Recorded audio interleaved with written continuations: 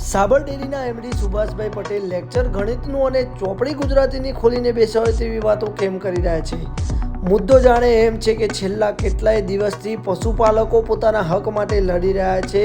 સાબર dairy આગળ આટલું મોટું ઉગ્ર આંદોલન થયું અને આ બધી વાતનું નિરાકરણ લાવવાની જગ્યાએ એમડી સુભાષભાઈ પટેલ શું કહી રહ્યા છે તે જુઓ.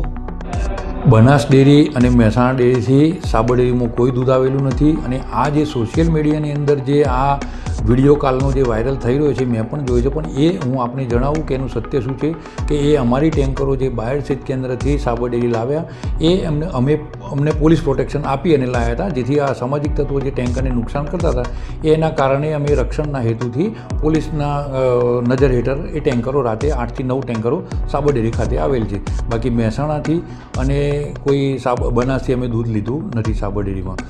અને આવા જે સોશિયલ મીડિયામાં જે મેસેજ વિડીયો ફરતો થયો છે એની અમે તપાસ કરીએ છીએ અને આવા જે સોશિયલ મીડિયામાંથી જેને ખોટી રીતે આવા મેસેજ વાયરલ કર્યા છે એના સામે અમે કાયદેસરની કાર્યવાહી કરવાની પ્રોસેસ શરૂ કરી દીધી છે. હવે તમે જ વિચારો કે એમડી સાહેબ પશુપાલકોના આંદોલનને કઈ રીતે સમેટવું, આ સમસ્યાનું નિરાકરણ કેમનું લાવવું તે ચર્ચા છોડીને ખોટી પોસ્ટ કોને વાયરલ કરી તે લોકો સામે કાર્યવાહી કરવાની ખોટી તથ્ય વગરની વાતો કરી રહ્યા